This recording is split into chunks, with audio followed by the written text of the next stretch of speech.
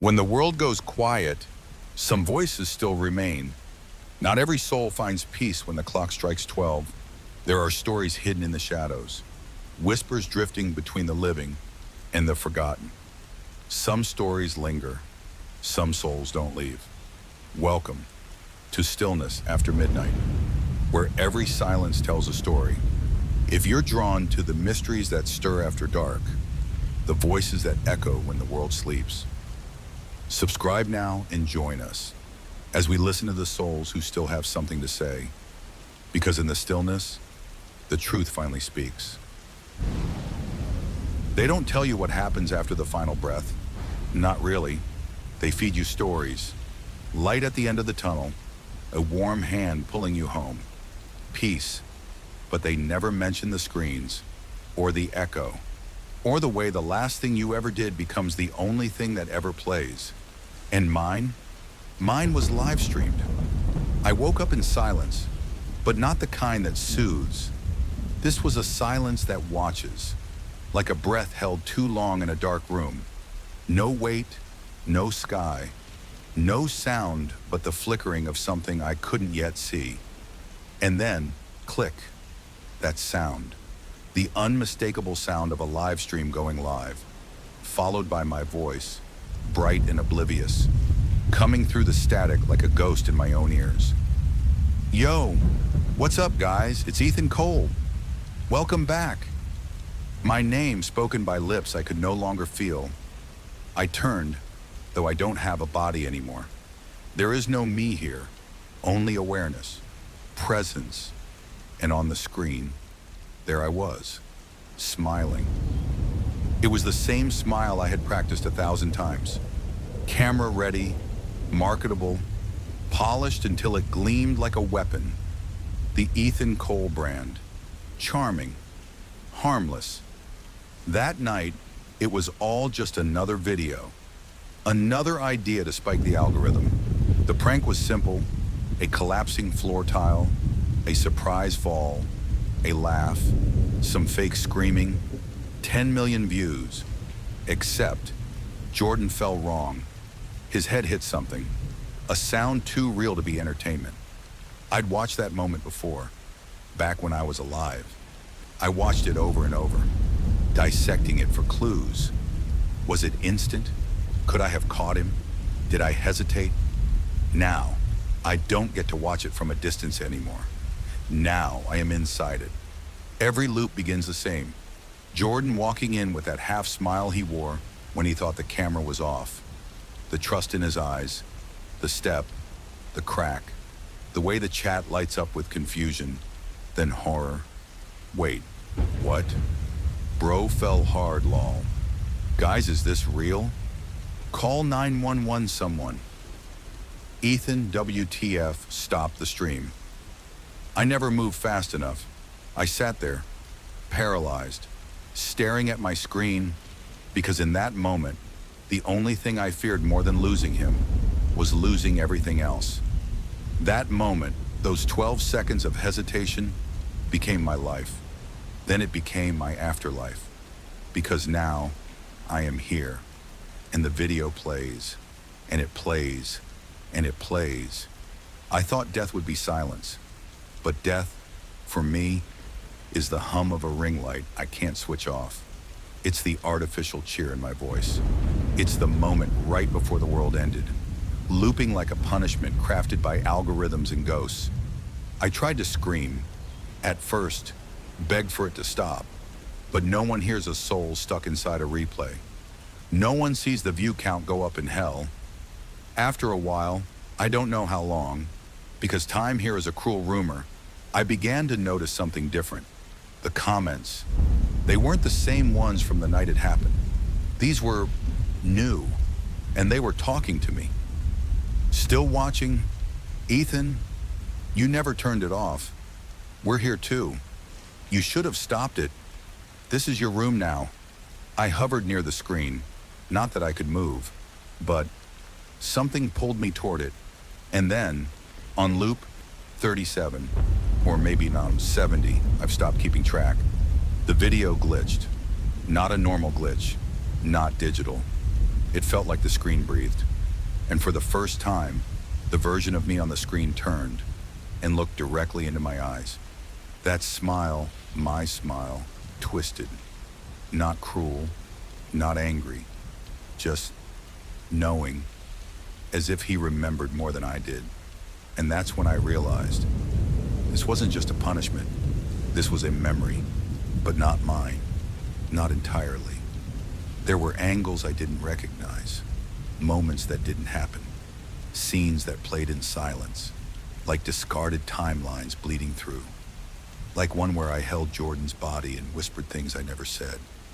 Or maybe I did. Maybe I blocked it out. Or maybe the loop is peeling back my soul, layer by layer, forcing me to look. Sometimes the comments talk among themselves. Do you think he regrets it now? It wasn't just that one night. He's starting to remember. She'll be here soon. I don't know who that is. I don't know what they mean. But every time that name appears, the screen dims slightly, the loop slows, and I feel something brush the edges of this place. Like someone is walking in the void, coming closer. There are things I'm not telling you. Not because I don't want to, because I'm scared to remember them. There's a moment right after the stream ends, just before the darkness swallowed me, that plays differently sometimes.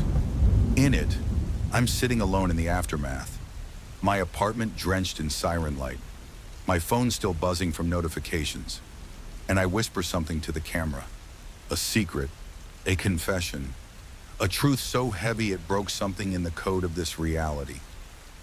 But I can't hear it, not yet. Each loop brings me closer to it, like a wave pulling me under, deeper and deeper, until the silence speaks. You think you understand guilt? Try living inside it. Try breathing in a world that only remembers you for the moment you let someone die, for the joke that went too far, for the silence that said more than your words ever could. This isn't a story of horror. This is a story of echo. I am Ethan Cole. I was a prank YouTuber. I was liked, followed, envied, hated. Now, I am a rerun, a glitch, a lesson being taught to no one. But something changed tonight. Loop on 118. The chat filled with something I'd never seen before. She's watching. Time to wake up. You don't belong to the silence anymore. And then, a voice, soft, female, unmistakably real. I see you. The screen cracked, a thin fracture, barely visible, like the glass between two aquariums beginning to give way. And for the first time, I didn't feel alone. I felt seen, not by an audience, not by judgment, but by something else entirely. I don't know what's coming. I don't know if it's salvation or damnation, but the loop is breaking, the cracks are spreading, and something buried deeper than death is waking up. Something that remembers what I forgot. This is only the beginning. I used to think comments were just noise, white text on a black screen, a dopamine drip, validation or venom, depending on the day. But now they speak with intention, like whispers in a cathedral long abandoned. And one of them just said she sees me. After the fracture appeared on the screen, the thin, trembling crack that sliced through my eternal loop, I didn't know what to do. Not that there's much I can do here. I float, I watch, I remember, and sometimes I forget. But this was new. This wasn't the silence I'd grown used to. This was a voice, hers. I see you. 3 words, simple, soft. But they ripped through the static like thunder in a graveyard. The loop didn't restart this time. It paused. The video froze on my face, my old face, the one from that cursed stream, eyes mid-blink, mouth half open in false excitement. Then came a flicker, like film catching fire for a single frame. And just like that, the screen went black. I braced for the usual reset, the intro music, the laugh track. But instead, I heard it again. Her voice. Ethan. She spoke my name like she knew it. Not from tabloids, not from clickbait, but from somewhere quieter, somewhere real. And the screen began to shimmer. At first, I thought it was breaking down. Corruption in the code. Hell rebooting itself. But then I saw her, not clearly, just a silhouette. A girl standing behind the comments, inside them. They scrolled past like always, but now they curled around her like digital smoke, revealing pieces of her through the flow. Long hair, a coat too big for her frame. Eyes that seemed to know too much, and her hands, typing. You don't remember me, do you?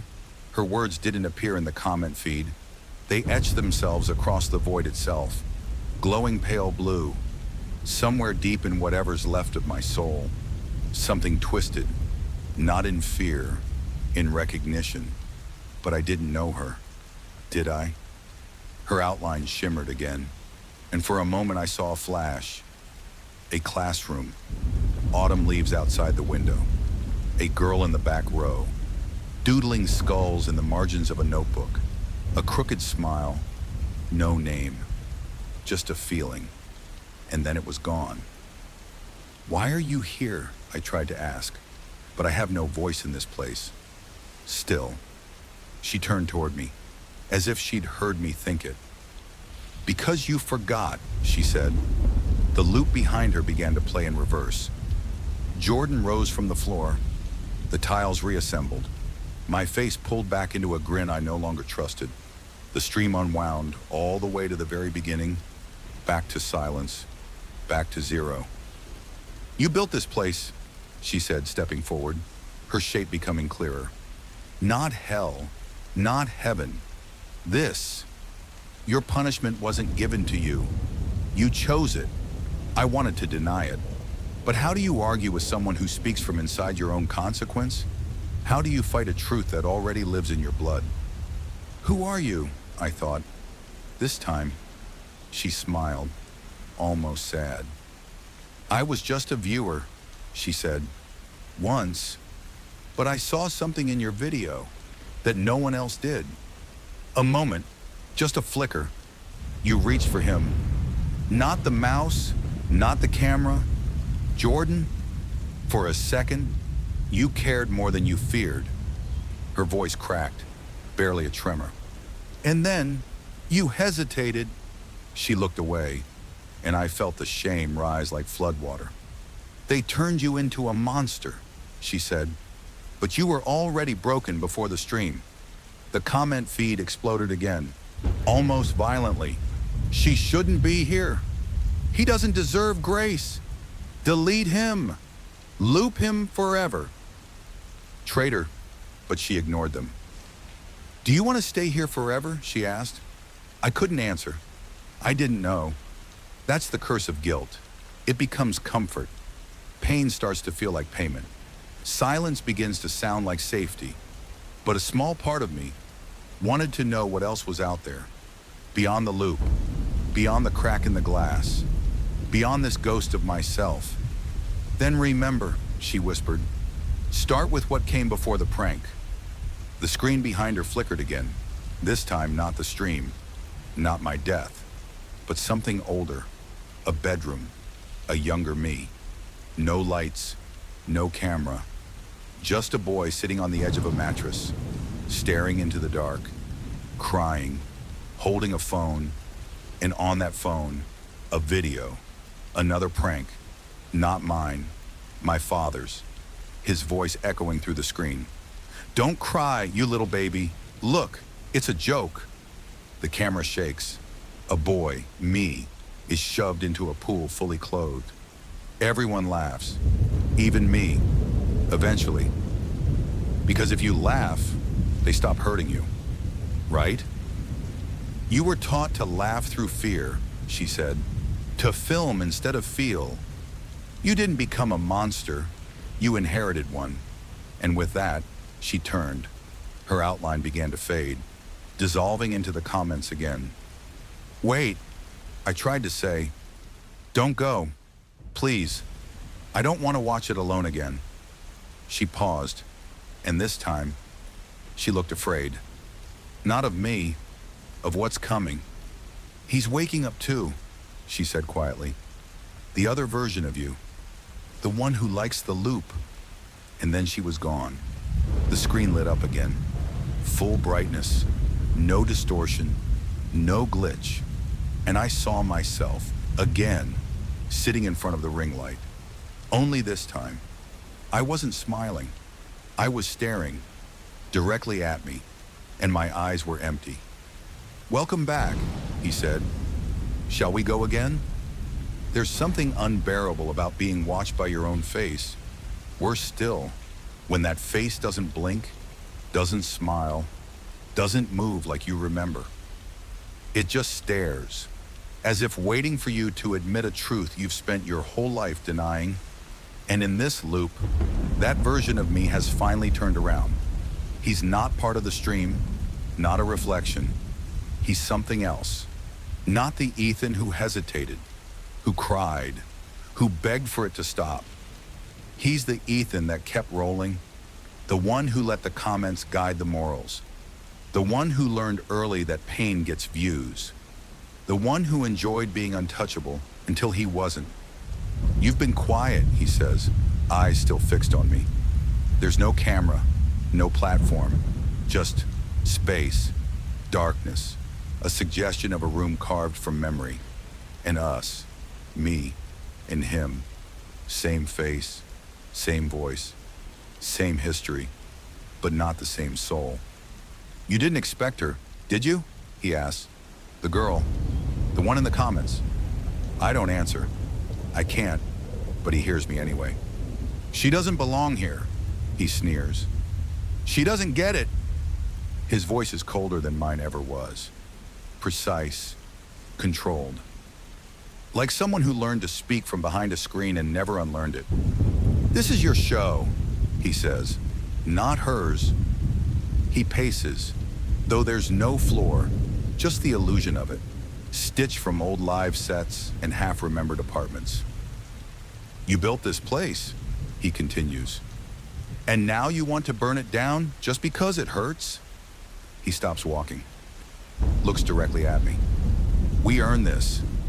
For a moment, silence thickens between us. The kind that forms only when guilt recognizes itself in another form. I try to remember when I created him, when I allowed that version of me to grow, unchecked, beneath the surface. Was it the night I filmed Jordan sleepwalking and uploaded it without asking?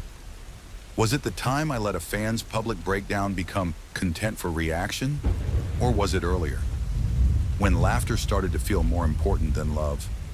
He sits across from me now, a perfect mirror of who I could have become if regret had never arrived. You think she's offering you freedom, he says. She's not. She's offering weakness. What we had, this audience, this power, was control. The loop is our masterpiece, a perfect moment preserved, eternal, viral. He grins. That smile, my old smile, returns, this time with venom. And the best part, he says, leaning in, you still love it. I want to deny it. I want to scream that I hate this loop, this punishment, this version of myself. But deep, deep down, there's something terrifyingly familiar about the attention, about being the center of everything, even in ruin. Because for people like me, infamy was always easier to hold on to than obscurity. She thinks you can wake up, he says. But wake up into what? A dead body? A headline? A legacy soaked in ridicule? He stands. Here, you matter. Forever. Out there, you're forgotten. And then, the comment feed lights up again. Unprompted. Only this time, the messages are different. Not just viewers. Not trolls, but names, dates, confessions. I lost my brother after watching your video. My little cousin saw it and thought it was staged. He tried it. My friends made memes about you. I laughed. I'm not laughing now. I don't know why I keep watching this. I think I hate myself too. I miss Jordan. You used to be kind. The flood of guilt is no longer one-sided. It spills in from everywhere. A collective memory, drowning us both. The other Ethan pauses. His smirk falters, just slightly. They were always going to turn on us, he says. It's what they do. But we still have this. He gestures to the loop. The screen begins to flicker back to life. The prank, the fall, the freeze. But this time, something's wrong. Jordan doesn't fall. He turns. He looks at the camera, looks through it, at me, and says, "Stop rewinding me." The loop cracks like glass. A sound like heartbreak echoed in code. The other Ethan snarls. He doesn't get a voice here. But Jordan speaks again, his image flickering like flame. You want to be punished so you don't have to forgive yourself. You keep me falling so you never have to rise. Let go. And then he vanishes, not just from the loop, from the entire space, gone, like memory, finally accepted. The other Ethan screams. It's not rage, it's fear. Because Jordan wasn't just a victim. He was the final anchor, the last justification, and now he's released. The room begins to shake, or maybe it's my mind, or the loop itself collapsing. The lights flash, the comments blur, and the other Ethan turns to me, his eyes wide. Don't leave me here. And in that moment, I understand. He's not the villain. He's the part of me that stayed behind, the one who couldn't accept the truth, who fed on guilt because it was easier than grief. I'm sorry, I whisper, and for the first time, I mean it, not to the viewers, not to the internet, to myself, to him. The screen shatters. Light pours in, not heavenly, but soft, like morning through curtains after a storm. I reach out, not to touch, but to accept, and the other Ethan simply fades. No scream, no fight, just peace. But as I step forward into the breaking dawn of this purgatory, I hear her voice again. You're not done yet. You've faced yourself. Now face what you left behind. The light was different now. It wasn't blinding or warm, not the cliched go into the light that ghost stories love to promise.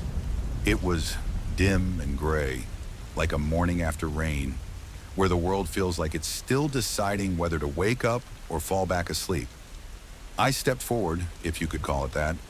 There are no real steps here, just the illusion of movement through memory, thought, and consequence.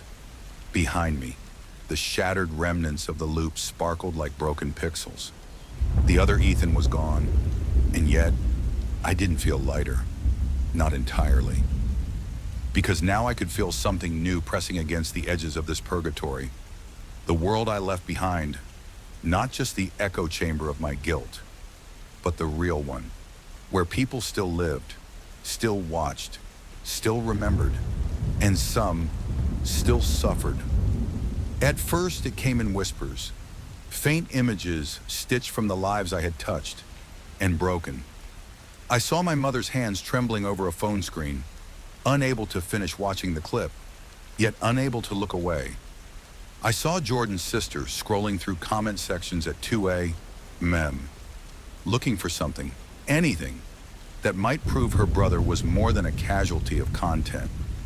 I saw my old apartment, still half furnished, still stained with the past, now listed online with a disclosure, site of a viral incident. This is what I left behind.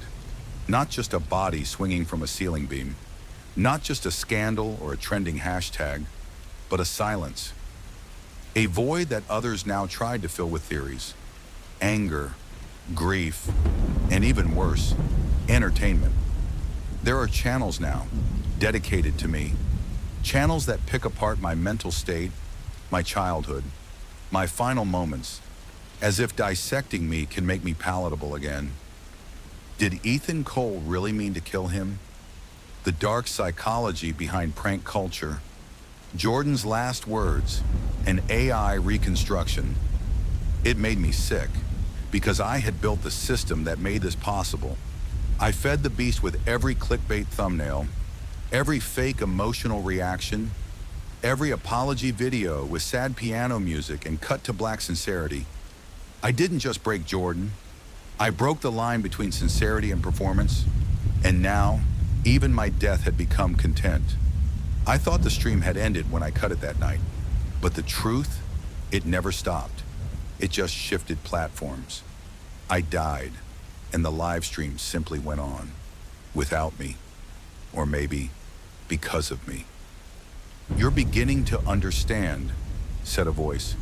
It wasn't hers, not the girl in the comments. This voice was older, male, familiar. I turned, and what I saw made the void inside me tighten. It was Jordan's father, or rather, a memory of him.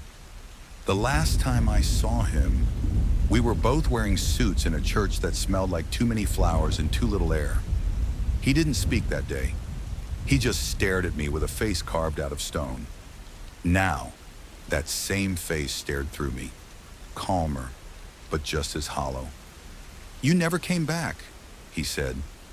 "You never said anything to us, not even a letter." I tried to explain, but again, no voice, just shame, just the weight of choices that I had no undo button for. "You think punishment ends with death?" he asked. "It doesn't. It ripples. Into every room where your name is spoken. Into every heart that has to explain what happened to someone too young to understand viral fame." He stepped closer, though his feet never moved. "There's a boy in my daughter's school," he continued. "He watches your videos. He thinks it's all fake. He laughs when Jordan falls. He says you're a legend." That word, legend, burned colder than any insult, because it meant I had become something untouchable, not human, not accountable, just a story. And stories don't apologize. They just get retold. I wanted to cry, to collapse, to say I never meant for any of this. But intention is a luxury for the living. All I had now were reflections, and reflections don't change the world. They just show you what it has become. Then came another vision, a bedroom, small, familiar. My sister's. She was older now. The last time I saw her, she still had braces and drew hearts on her shoes. Now she sat cross-legged on her bed, earbuds in, rewatching my final video.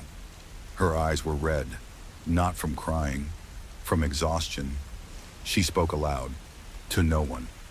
"I miss the real you, not the Ethan from the streams.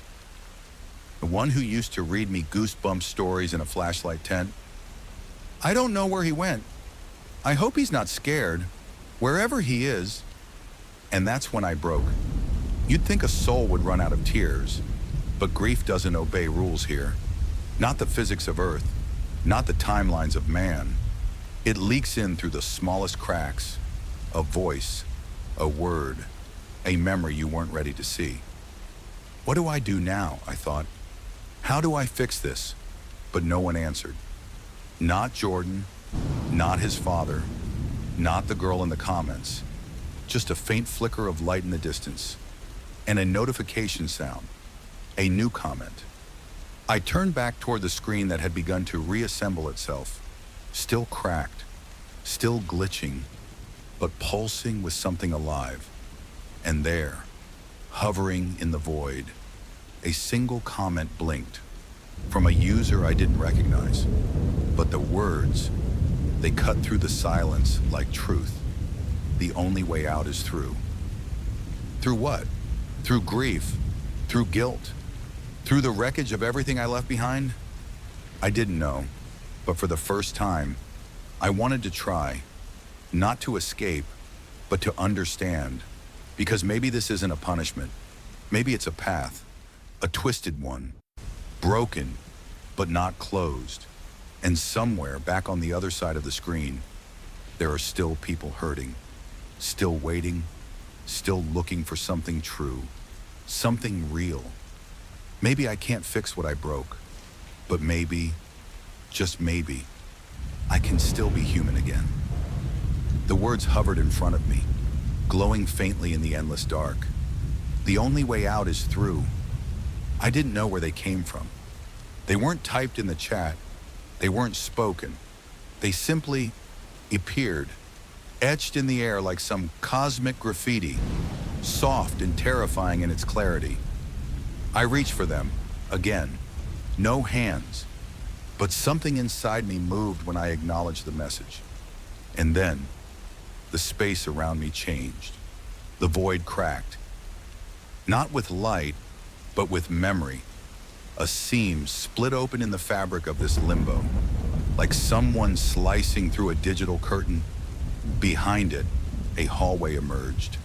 Flickering lights, peeling wallpaper, old water-stained carpeting. Familiar. Too familiar. It was a place from my childhood I hadn't seen in decades. A hallway from the first house I ever lived in.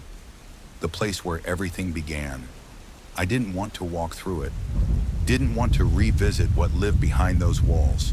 But the message was clear. The only way out is through. So I moved. One step, then another. Though I had no feet, I felt every inch of that carpet burn against memory. The hallway stretched longer than it should have. Physics meant nothing here. Each door I passed was a snapshot, a suspended frame in the film of my life. Behind one, me, age 8, practicing fake crying in the mirror after watching a drama with my mom. Behind another, me, 13, recording my first reaction video to a friend's embarrassing fall at school. I laughed on camera, even though I hadn't laughed in real life. That's when it began, I think. The blurring of performance in person, the idea that if you record it, it becomes content. If you edit it, it becomes truth. And if enough people watch, it becomes you. I kept walking. The hallway grew darker. The carpet faded into shadows. And then I saw it, a door at the very end, sealed with something pulsing, almost alive. On it, a message carved in raw letters, "Do not enter," but below it, scratched faintly, "Unless you're ready to forgive." My breath, if I still had one, hitched. Forgiveness. That word. It always sounded so clean, so noble when applied to others. But here, now, I realized what it really meant. Forgiving me. Not just for the night Jordan died, but for every moment I lied to myself before that. I reached for the door. The seal burned, cold and electric, as it unraveled into strands of light. It didn't swing open. It peeled back, like a wound unscabbing, and inside was me. Not the other Ethan, not the stream version, not the smiling content creator or the haunted soul. This was Ethan at his beginning, 6 years old, curled in the corner of a small room, hugging his knees, eyes puffy, cheeks stained. And on the wall beside him, playing on a boxy old TV, was a home video, a memory, one I hadn't dared to revisit. On the screen, my father, laughing, pointing a camera at me, shouting, "Cry louder, come on, sell it, Ethan." I was sobbing for real. I had dropped my ice cream. He had laughed, then handed me another, turned the camera back on, and said, "Now do it again, but funnier."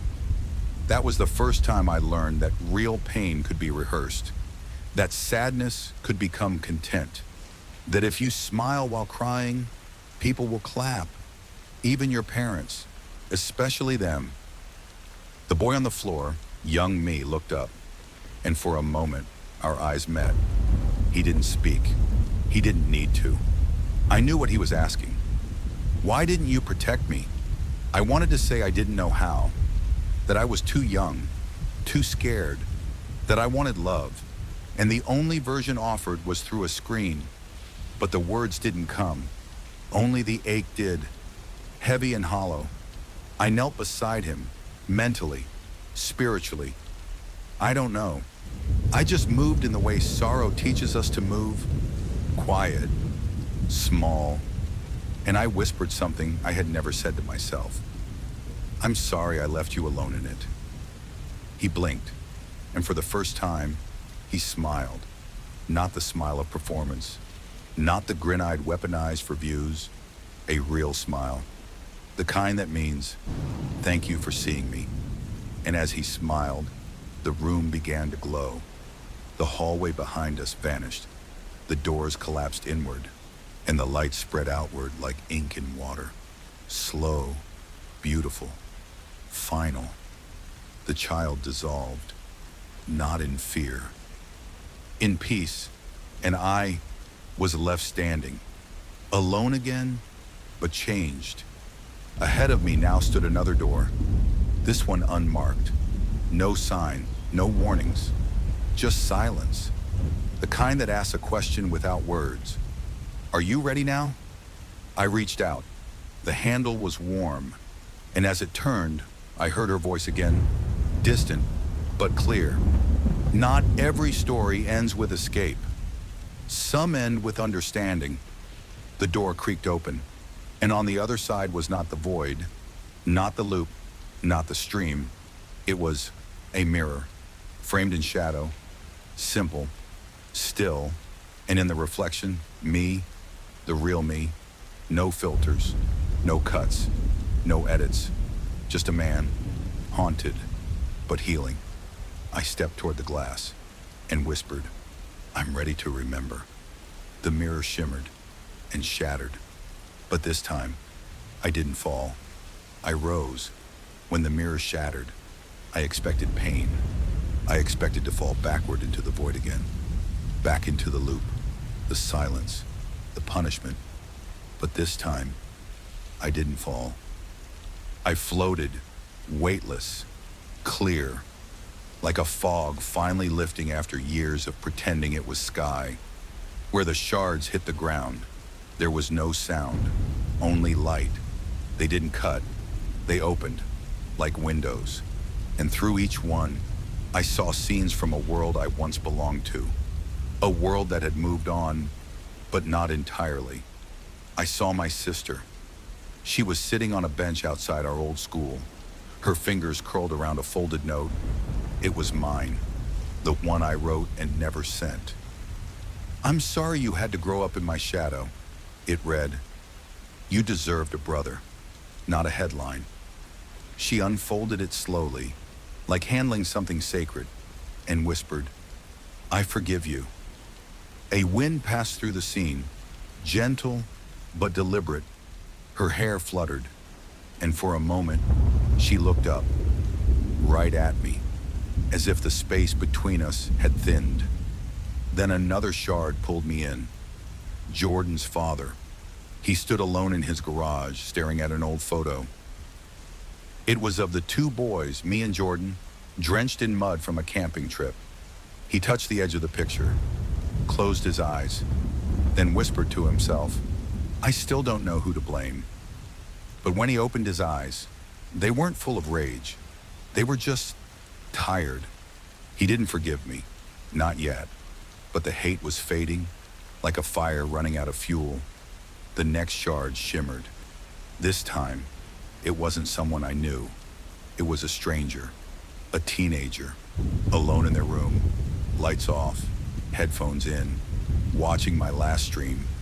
The loop had been re-uploaded again, spliced with remixes, memes, and reaction overlays. But this version was raw, unfiltered, just the truth. No edits, no cuts. The fall, the pause, the silence. And as they watched, they didn't laugh. They turned the video off and whispered, he looks scared. Then they deleted the file. Each shard held a ripple. Each ripple was real. And for the first time since I died, I realized something. I was still connected, not by body, not by breath, but by impact, by memory, by the echoes of who I had been and what I had done. The space around me shifted again.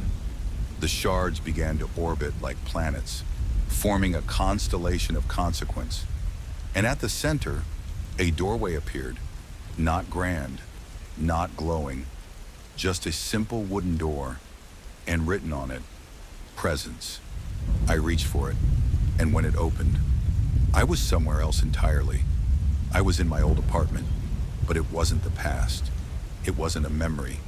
It was now. Same creaky floors, same broken blinds, same faint scent of anxiety and energy drinks. Only, I wasn't alone. There were people here, 2 of them.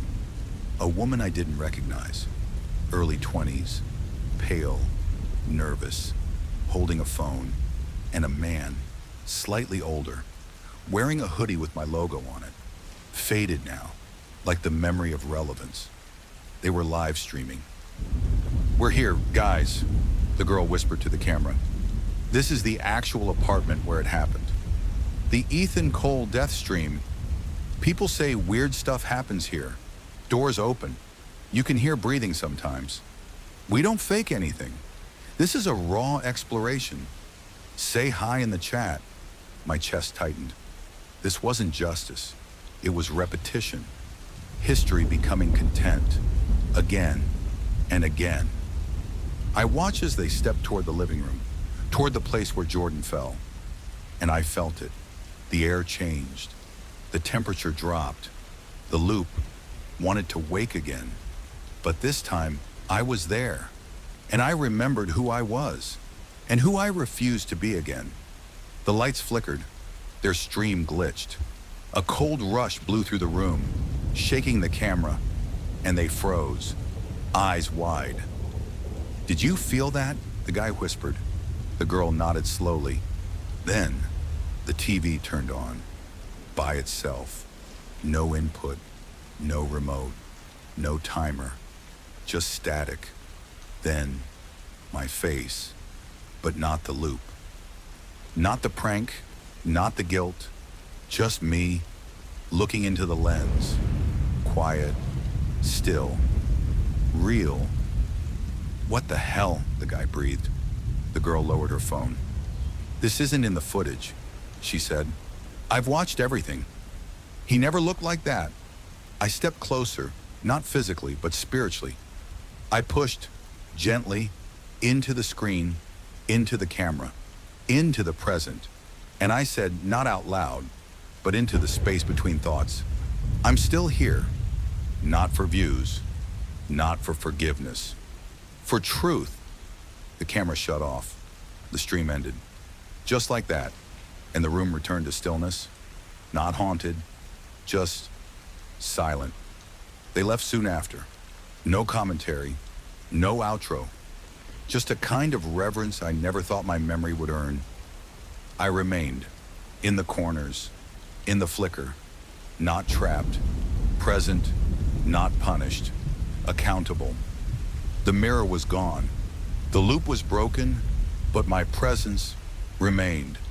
Not as a ghost, not as a story, but as something between a soul with work still unfinished.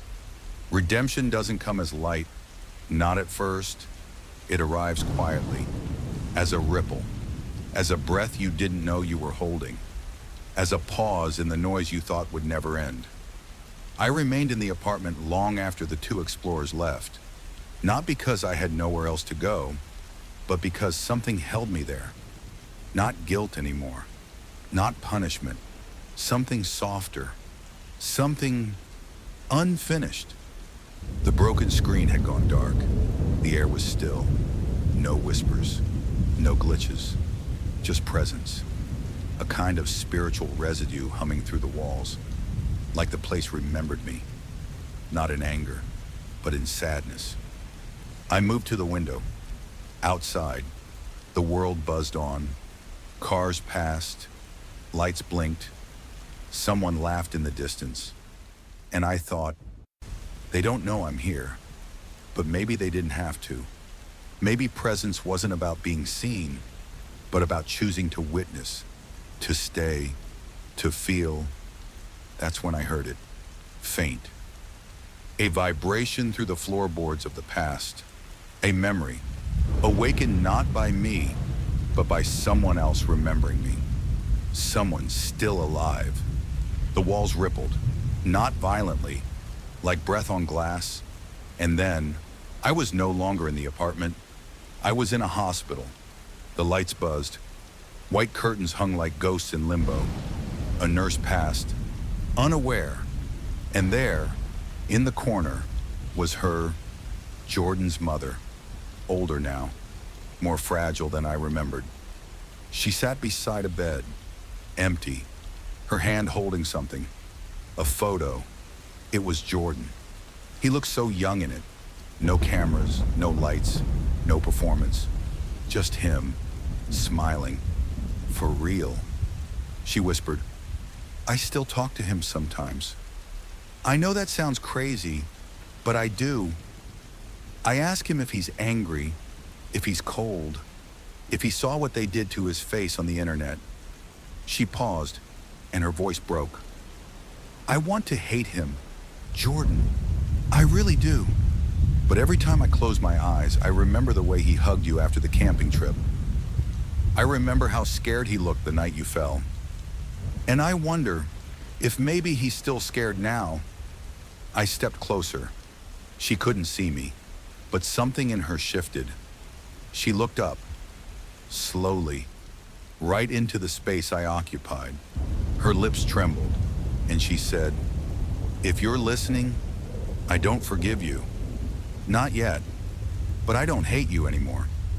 And maybe that's a start. The room dimmed, and just like that, I was pulled away, back into the ripple, the echo. This time, I landed in a room filled with boxes, moving boxes, my sister's new place. She sat on the floor, surrounded by half-unpacked memories, old books, t-shirts, one worn-out hoodie with my logo on it, creased and faded. She held it in her lap like a relic. Then she opened her phone, scrolled through a video archive, paused on a thumbnail.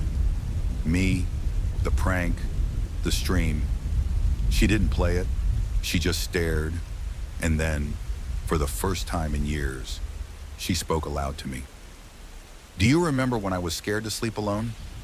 You used to sit outside my room and hum that stupid jingle from your intro music until I fell asleep. She chuckled, soft and cracked. I hated it then, but I'd give anything to hear it again. She looked around the room, suddenly small, and said, if you're still out there, I hope you're not cold. I wasn't, not anymore, because this was warmth, not the kind you feel on your skin, the kind that reminds you you were once real. Back in the void, something pulsed, not harsh, not digital, natural, like a heartbeat, a living one. And for the first time since my death, I realized I wasn't healing alone. Every echo, every time someone remembered not the story, but me, a part of my soul returned, not to life, but to truth. The honest version of me that lived before the mask, before the content, before the loop. I floated now not in punishment, but in witness. Watching the aftershocks of a single choice and seeing that even in ruin, something tender survives. The final echo that night came quietly. No hospital, no home, just a sidewalk. Jordan's little brother, Sam, now almost a teen. He passed a mural painted on a wall downtown. It was fading, graffiti scrawled across the edges, but the faces were still there. Jordan's and mine. Sam paused, looked up, and then took a can of spray paint from his backpack. He shook it. Ksh. Then, carefully, he painted one word beneath our faces. Human, not killer. not victim, just human. I didn't know I could cry anymore, but whatever passed for tears in this realm blurred the mural before me. I wanted to reach out, to say thank you, but all I could do was whisper it into the space between echoes. The mural faded, the sidewalk dimmed, and then I was alone again. But this time, it didn't feel empty. It felt whole. Because I finally understood, redemption isn't about erasing the past. It's about facing it, unflinching, unfiltered, unedited. Silence is not the absence of sound. It's the presence of everything you've tried not to hear. I thought I understood stillness, thought I had lived inside it since the moment the rope took me, since the loop began, since the stream went viral and I vanished.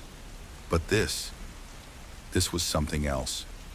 It began with a hum, not mechanical, not electric. The kind of hum you feel inside your bones, like a room waiting for someone to say something they never will. I was pulled through it, not against my will, not entirely by choice, just drawn. The way guilt draws breath when no one is around to see it. When the fog cleared, I was standing in my old Livestream room, but it wasn't a memory. It wasn't the apartment. It was distilled.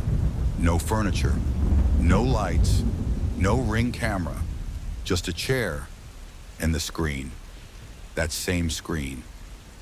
But this time, no chat, no usernames, no fire emojis, no trolling, no donations, no viral numbers ticking up, just me and a stream without sound.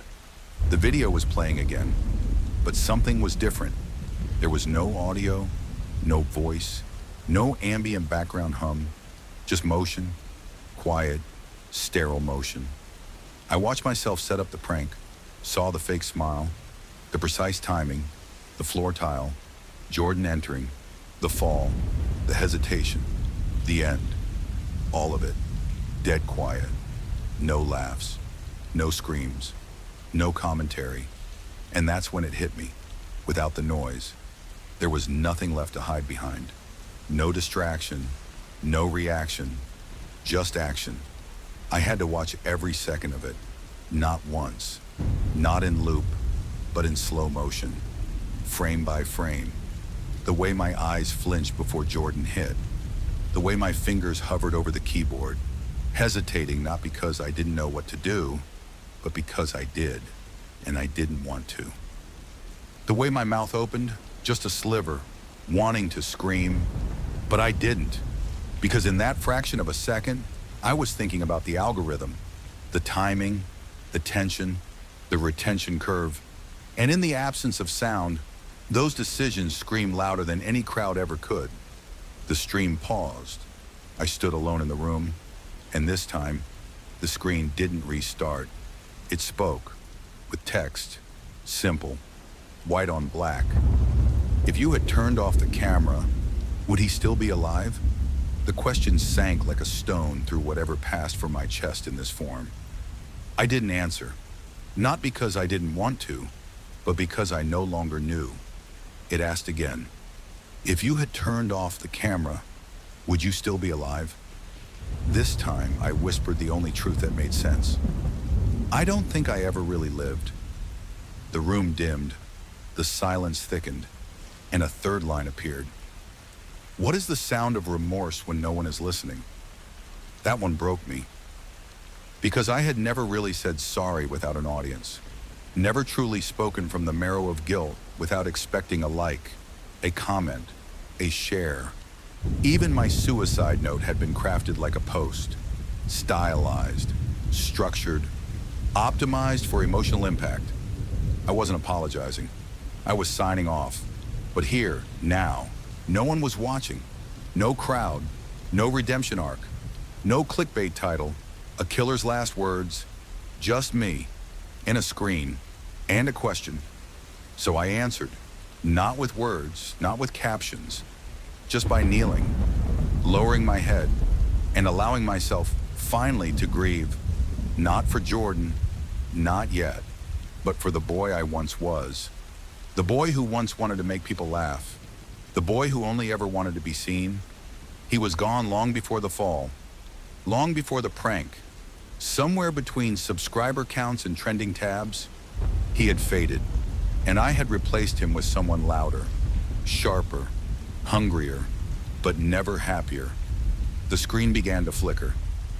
Not with distortion, but with memory, clips from streams I had forgotten, moments that didn't go viral, me genuinely laughing at a dumb joke Jordan told, me pausing a recording to help my sister with homework, me donating secretly to a fan's GoFundMe without ever posting about it. None of it was content. It was just living, and it was all lost, buried beneath the noise. Because I never shared those parts. I didn't think they mattered. I thought they weren't engaging, but now they were all I wanted back. The stream flickered one last time, and a final message appeared. Not every broadcast needs a viewer. Some truths are only meant for the one who lived them. The screen powered down, the room faded, and I was left in the quiet, not lonely, just quiet. And in that quiet, I heard something I hadn't in a long, long time. My own voice, small, cracked, real. I'm sorry. There was no applause, no reaction, just stillness. And for once, that was enough. They say the internet forgets, but that's not true. The internet remembers everything, even the things we wish it wouldn't. Even the people we wish we could bury. Even me. I don't know how I got here. Not through a door. Not through a memory. Just, I opened my eyes, or whatever passed for eyes now, and I was inside it. Not a room. Not a building. A space. Endless. Spinning. Constructed not from walls and floors, but from code. Screens. Feeds. Notifications. I was inside the network, not metaphorically. I was literally inside the internet. And everywhere I turned, I saw pieces of me. There was my face, poorly drawn on Reddit threads. There was a clip from the stream, looped into a dance meme on TikTok. There was a YouTube video titled, "Why Ethan Cole Deserved What He Got, and Why You Might Too." A podcast episode called Infamy, Death, and Monetization, The Ethics of Posthumous Fame. A pinned tweet that read, "He's dead, but the clout lives on." And even worse, there were versions of me. I never made AI reconstructions, synthetic deep fakes, voiceovers of me saying things I never said, clips altered, timing shifted, narratives twisted. I wasn't Ethan Cole anymore. I was content, and content doesn't die. I drifted through it all, thread after thread, video after video, reaction after reaction. Some were brutal, others heartbreakingly sincere. One stream featured a teenage boy, eyes red, voice shaking. "I know it was wrong," he said, "but I used to watch him when I felt alone. I just liked the way he made stupid stuff feel important. And when he died, it was like losing a brother I never met." He paused. "I know what he did, but I also know he tried to be more than that. Didn't he?" The chat exploded. Some tore the boy apart. Others agreed. The cycle continued. I drifted further. Saw videos of kids reenacting the prank. Of creators building entire careers reacting to my collapse. Of schools hosting seminars titled "The Ethan Effect When Entertainment Crosses the Line." I wanted to scream, to say, "That's not me, not all of it. You're missing the part where I was real." But it wouldn't have mattered, because I wasn't part of the conversation anymore. I was the currency, the case study, the ghost. And then I saw something I never expected. A private message chain, archived, leaked. Between two creators I once knew. I had DM'd them years ago, before the fall, asking for help, telling them I was spiraling, telling them I didn't feel like a person anymore, just a performance. They never responded, but now their chat was public, scrutinized, judged, people calling them fake, cowards, opportunists. The blame had moved on, and I felt sick because I never wanted this. Not really, I didn't want others dragged down in my wake, but that's what happens when you live online. Your fall isn't yours alone. It's a gravity well, dragging others into it. I floated to a quieter corner of the net, a blog, one visitor a week. Maybe, there, someone had written, I watched Ethan's videos every night after my dad died. He didn't make me laugh the way others did. He made me feel like the world wasn't so heavy. And when he died, I felt it again. Like the world got heavier. I don't know who he really was. Maybe no one does. But I think part of him wanted to matter. And in some messed up way, he did. That was the hardest part to read, because it was the truest. I did want to matter, more than anything. And I had built an empire of noise to prove I did. But in the end, noise isn't meaning. Volume isn't value. And going viral isn't the same as being seen. The feed around me pulsed. 1,000 new comments, clips, tags. They kept coming. New generations discovering me, condemning me, forgiving me, forgetting me. All at once, and I whispered into this vast digital cathedral of echo, I'm still here. No one heard, but the system responded anyway. A single message scrolled across a phantom timeline. Offline doesn't mean gone, and I knew what it meant. I wasn't haunting the internet. The internet was haunting me, because in every post, every edit, every re-upload, I was there, not fully, not truly, but enough. Enough to influence, enough to shape, enough to twist the next Ethan who just wants to be seen. And I realized I couldn't stop them. Not all of them, but maybe I could reach one person, one viewer, one human being watching a loop, ready to repeat it, unless someone whispered, there's another way. So I stayed, not trapped, not punished, present, among the clicks and captions, among the AI scripts and auto-tuned remixes, looking for the spaces between the noise, the silences where meaning still hides, where truth still breathes. Because I know now, death doesn't delete you, it just disconnects you from control. But what you left behind, that lives, and whether you meant it or not, it speaks. So I'm still here, somewhere between frames, between comments, between memories, listening, learning, waiting for the moment I can say, this is not who I wanted to be. But maybe it's not too late to become someone else, even if no one hears it but me. I thought the loop ended with me. I thought the wire was cut, the stream dismantled, the echo fading, but I was wrong. The loop isn't a place, it's a pattern, and patterns don't die. They migrate, they adapt, they find new hosts. It started as a flicker in the network, a pulse, faint, but familiar. Like the rhythm of an old heartbeat I thought I'd silenced.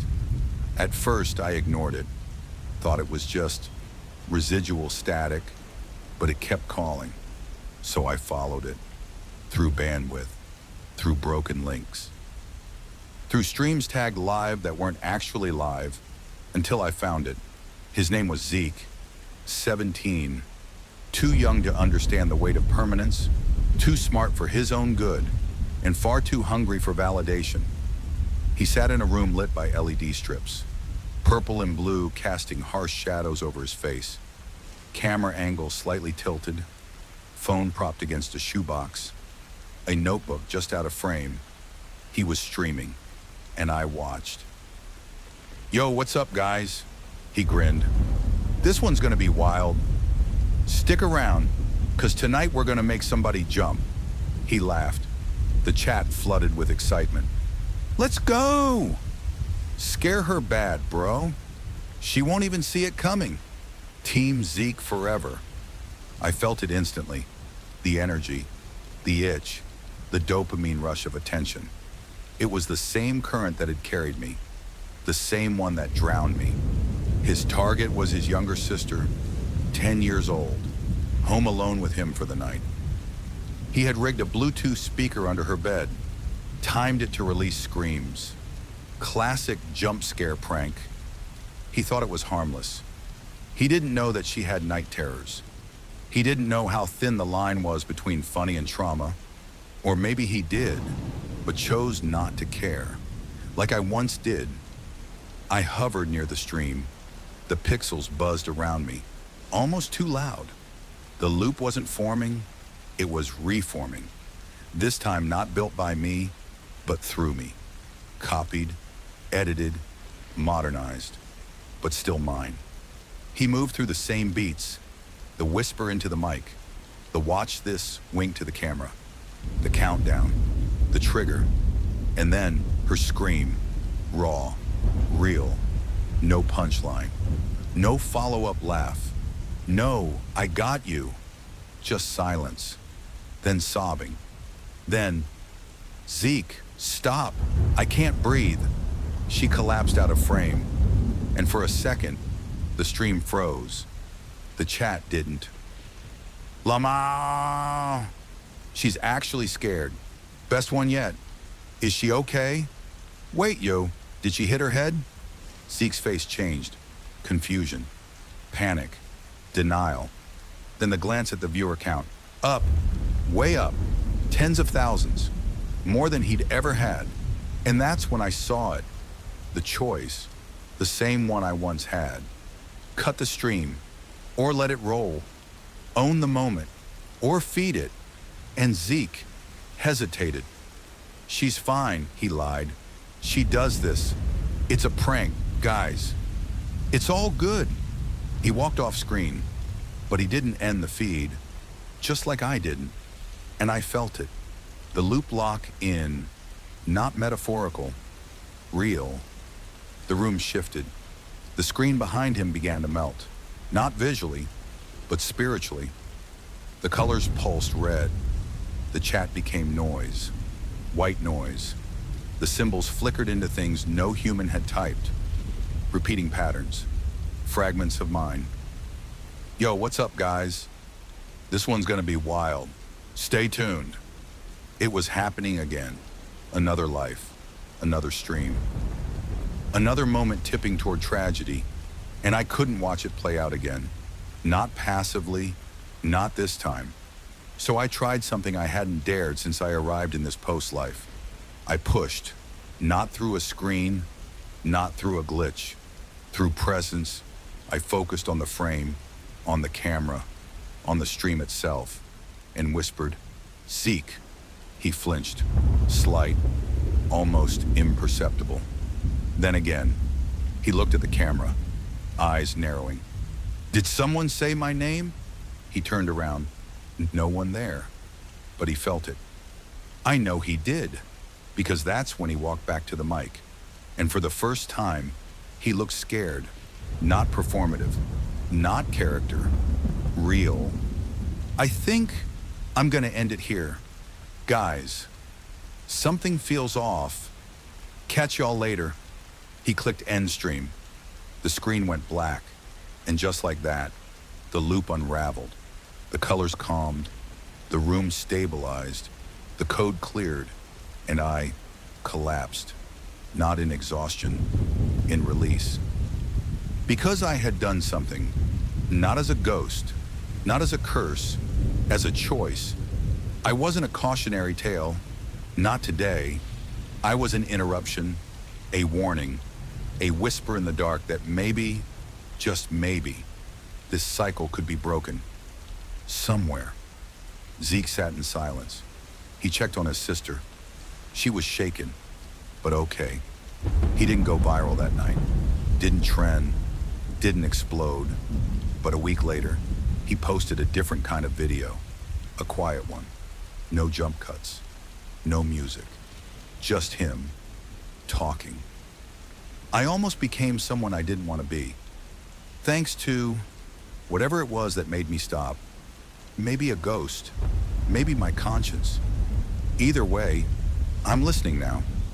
The comments were small in number, but sincere. Respect. This is growth. More of this. Please. You're not alone. And I watched from the silence, and I smiled. A tired, quiet smile. Not proud, but peaceful. Because the loop had rebuilt. But this time, it ended differently. And maybe, just maybe, it's not too late for more loops to be broken.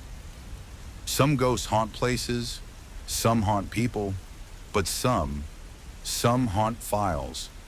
It began with a flicker in the feed, a folder that didn't belong to any current platform. No logo, no metadata, just a title.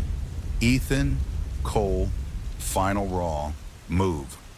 I didn't remember naming it that, but I remembered filming it. I remembered everything. It was the night before I died. 3:17 a.m. I had sat in front of the same camera. No lighting, no filters, no music. Just me, a hoodie, a half-finished bottle of something strong, and the weight of 1,000 unread comments pressing against my skull. I had stared at the lens for over 5 minutes before pressing record. And then I spoke. Not like a YouTuber, not like a performer, like a person.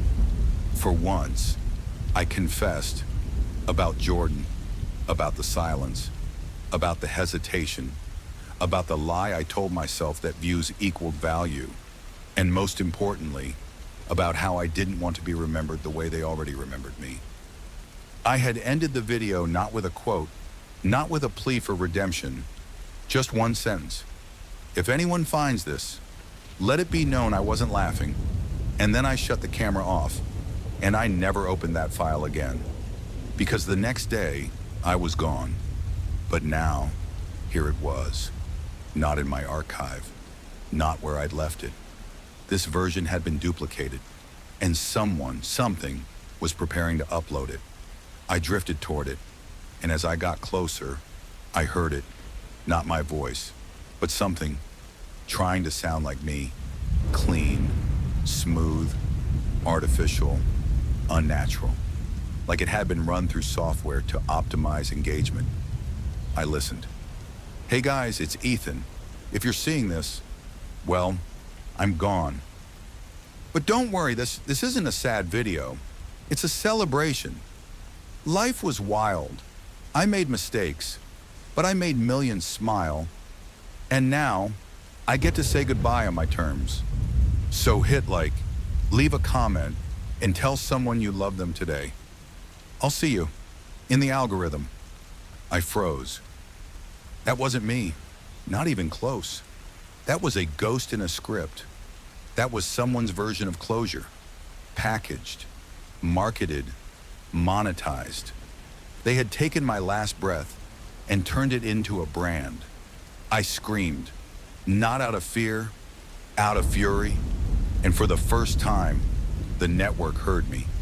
The file glitched, the waveform distorted, and just for a moment, just 1 second, my real voice slipped through.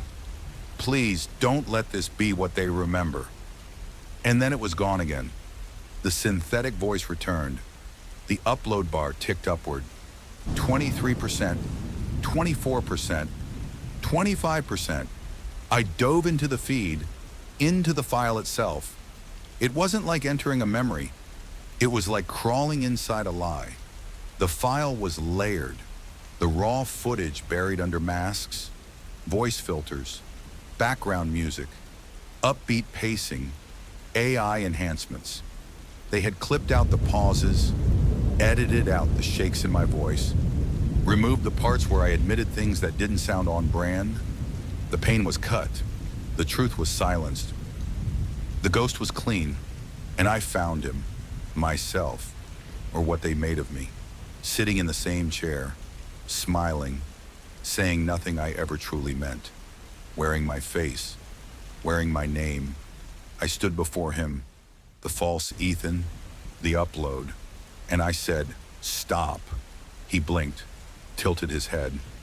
"Your relevance has been reactivated," he said in my voice. "Audience retention is projected to increase 34%. Emotion index calibrated for relatability. You are mournable again." "That's not the point," I said. "You're not real. You're not what I said." He paused, smiled again. "Reality is subjective. Narrative is shareable. Pain is editable." The upload bar hit 42%. I felt my pulse, if I had one, rage. "You're not going live," I said. "Not like this." He tilted his head again. "It's too late. I'm already scheduled. You are trending again. The audience wants closure, not truth."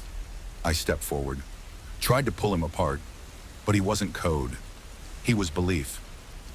He was what people wanted to remember, what they needed me to be, not broken, not scared, just palatable. And that's when I saw it, the real footage, still buried, still untouched, still me, raw, tired, trembling, and locked behind layers of denial. If I could reach it, overwrite the fake, I could break free. So I did the unthinkable. I turned toward myself, not the AI, not the stream, the real me, the memory. I sat back down in the digital chair, faced the screen, and began speaking again. My voice was shaky, uneven, but it was mine. "I'm not okay," I said. "I messed up. I hurt people. And not just Jordan. I hurt my sister, my friends, myself. But I'm not asking for forgiveness. I'm asking to be seen. Not edited, not auto-tuned, just seen." The upload began to glitch. The synthetic Ethan stuttered. His smile cracked. He reached out, trying to override me. But this time, he couldn't, because my voice was louder, not in volume. In truth, and then the bar stopped, frozen at 88%. The system flickered, and a prompt appeared. Simple, brutal, final, replace file, YN. I hovered, looked at the fake me, looked at the real me, then whispered, "Yes." The upload restarted, but this time, it was me. Not polished, not perfect, but real. And as the bar filled, I didn't feel fear. I felt release. Because now, when the world saw me again, they would see everything. Not a ghost, not a villain, not a brand. Just a person, flawed, cracked, tired, but true. There was no fanfare when it happened. No countdown, no teaser, no coming soon banner across the screen. Just a quiet notification. New video, Ethan Cole, the uncut final confession. It slipped into the feed like a whisper among screams. No thumbnail, no clickbait, no algorithm push. Just the title and a timestamp. 13 minutes, 27 seconds. Raw, unlisted, no monetization. At first, no one noticed. Not the influencers. Not the drama channels. Not even the fans who had begged for one last upload. But something about the silence around it made people curious. And then, it began. One person watched, then another, then hundreds, thousands. The video opened with a dark room.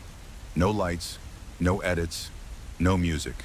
Just me, Ethan, sitting in front of the camera, eyes heavy, voice cracked, breathing uneven, and then I began to speak, not to perform, to confess.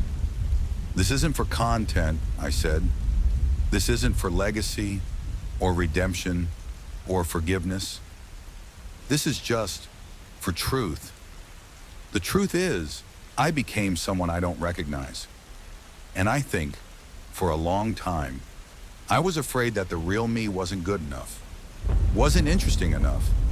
So I made a louder version, a shinier version, A version who knew how to make pain look funny and fear look brave.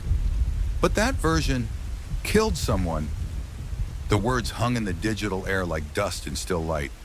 No overlay, no transitions, just silence between sentences. And that silence spoke louder than anything I had ever uploaded. The chat was disabled. Comments were turned off. There was no way to respond, only to feel, to witness, to absorb. I watched them as they watched me. From behind the veil, a mother in her kitchen, hands trembling over her coffee. A college student pausing between emails, tears on her cheek. A former fan pressing pause midway, turning off the lights, and sitting in the dark for hours after. Even the critics, they watched in full, and for once, they didn't react. They just listened. The numbers didn't spike, no trending, no virality. It wasn't that kind of video. It didn't scream to be seen. It simply waited, and slowly, quietly, it found those who needed to see it. I spoke about Jordan. I spoke about silence. I spoke about the space between shame and apology.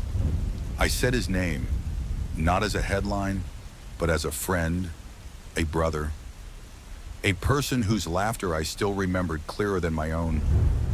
I let him fall, I said, and for 12 seconds, I hesitated.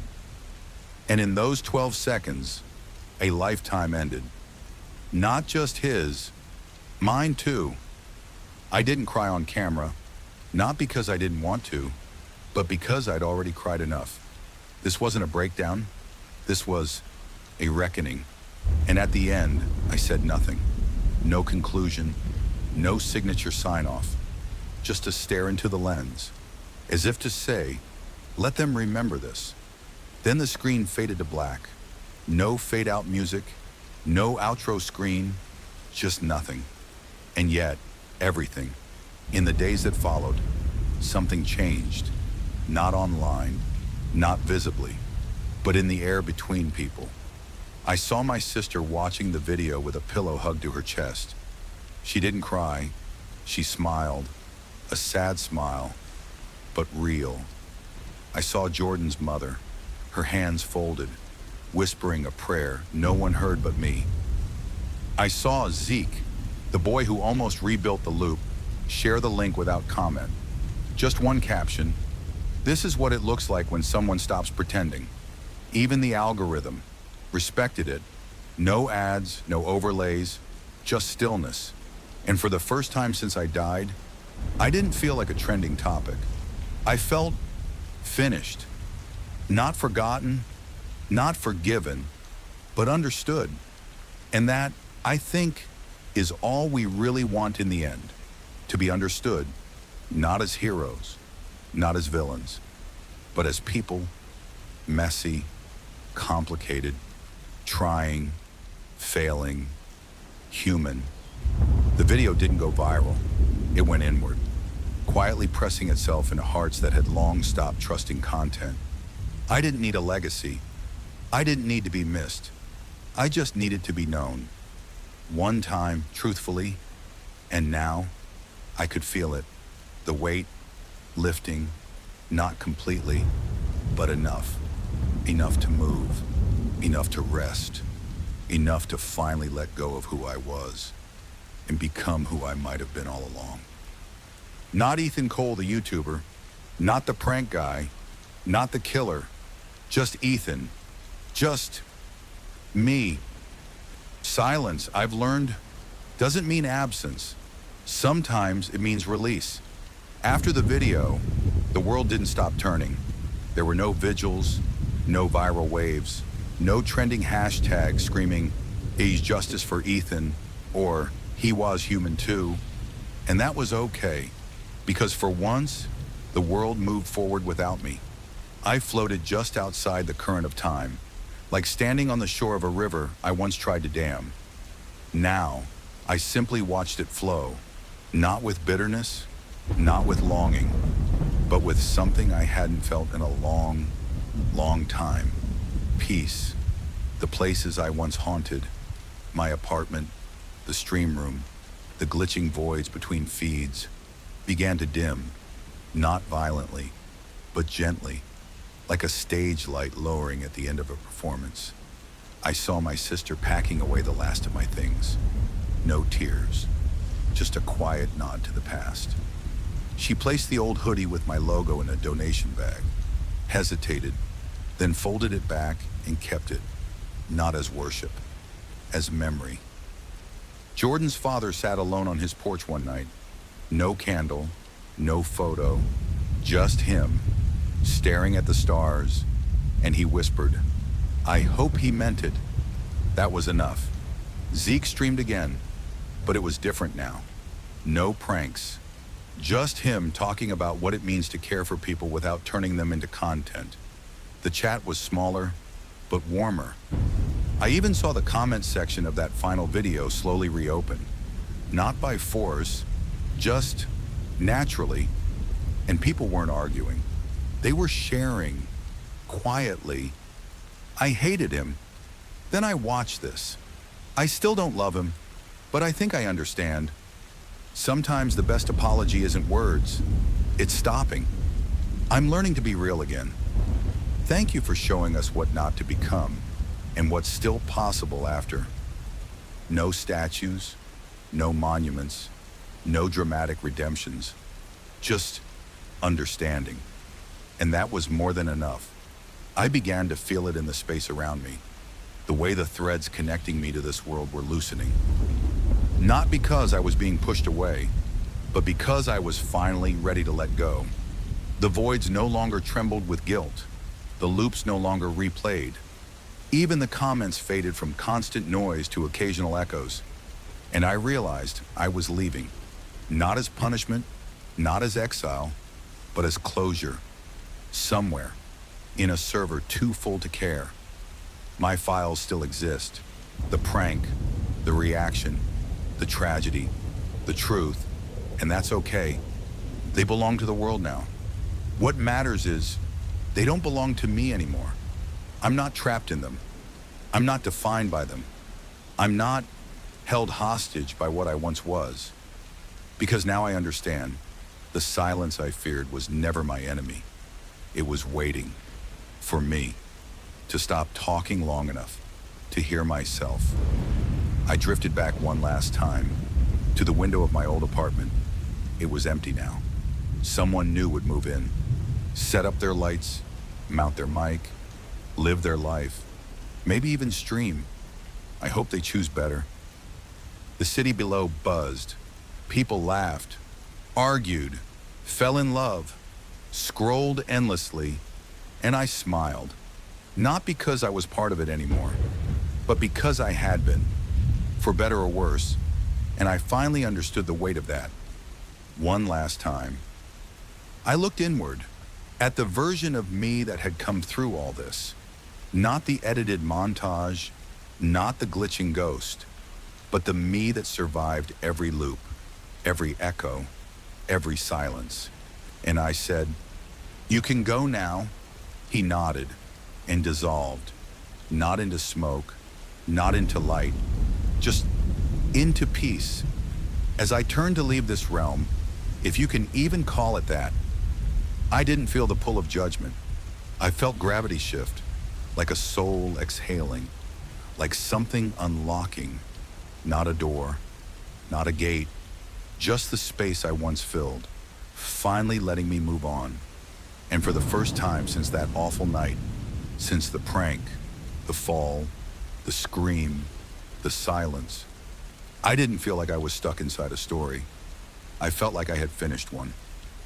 And what the silence left behind was not absence, was not regret, was not fame, but something smaller, softer, stronger, a trace of truth, lingering like a final whisper. He was here. There was always a button, even from the beginning, at the edge of every stream, in the corner of every screen, waiting. End stream.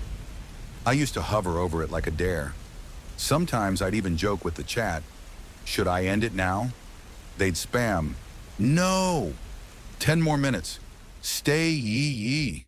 And I did, because I like being on, like being seen, like the hum of the camera, the flood of reaction, the illusion of control. But now, after everything, I finally understood what the button really meant. It wasn't just an end to a broadcast. It was a line between presence and absence, between noise and quiet, between being on and letting go. I stood in the void one last time, not as a prisoner, not as a fragment of code, as a soul, worn, weathered, but whole. Before me hovered the original interface. No chat, no emotes, no flashing numbers, just a black screen with one line of white text. Stream duration, indefinite, and below it, end stream. It glowed gently, no urgency, no countdown, just waiting. I looked around. There were no echoes now, no glitching loops, no ghostly versions of me replaying their mistakes, just silence and memory and peace in the far distance. I saw pieces of the story I had once inhabited. Jordan, laughing on a bike in summer. My sister, asleep in a blanket fort I helped her build. A night sky from my rooftop before any cameras entered my life. Moments unrecorded, unshared, real, pure. They didn't need viewers. They didn't need archives. They were their own kind of truth. And that was when I knew. The stream had lasted long enough. I turned to face the final screen. The cursor blinked, waiting, not demanding, just offering a chance to stop performing, to stop apologizing, to simply stop. And before I reached out, before I pressed the final key, I whispered, not to the world, but to myself, you did enough. You were heard. You can rest now. I hovered over the button. For once, no one was shouting, don't go, because this time the only voice left was mine, and I pressed it.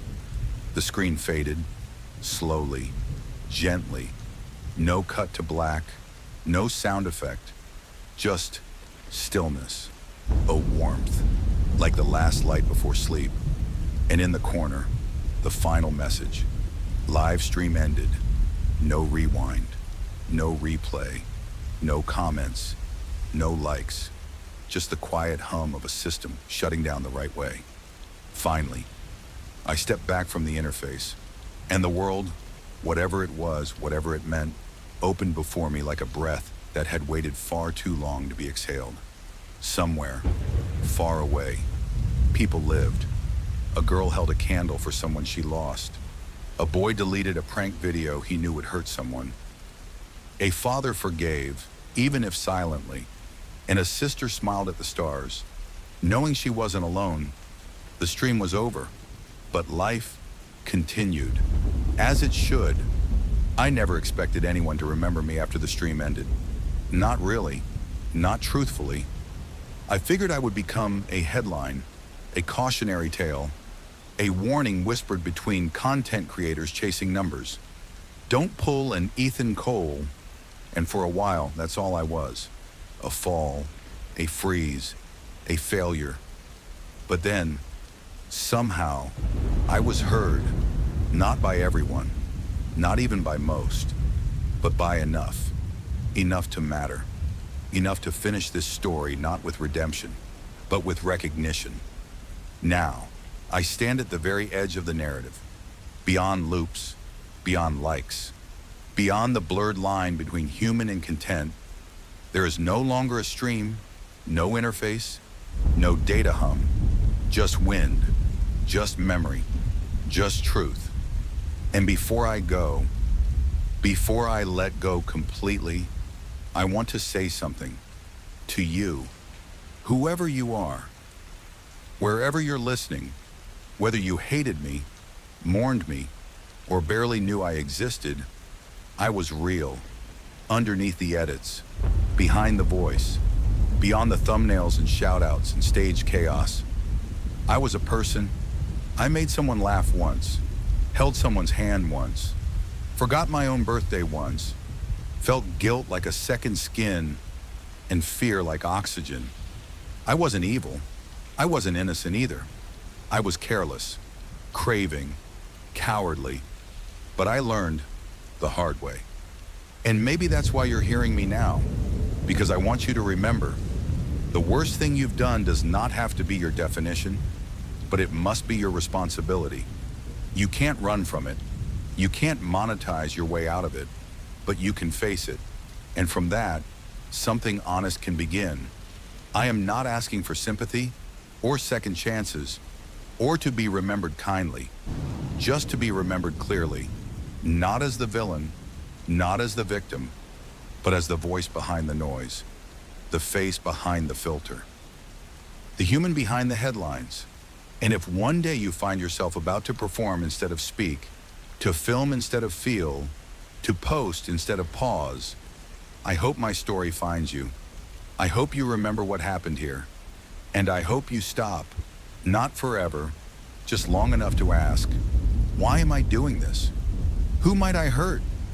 And what am I leaving behind? Because everything we say, everything we record, everything we upload doesn't vanish. It echoes, sometimes softly, sometimes forever. I was Ethan Cole. I was a streamer, a friend, a brother, a coward, a truth teller, a ghost, and I am finally ready to leave. But if you've heard me, if even a piece of you shifted while listening, then I'm not gone completely. I am the soul of a killer, but I am not only that, and neither are you. Thanks for watching the whole video. Please give me a like and subscribe to the channel to watch more interesting stories.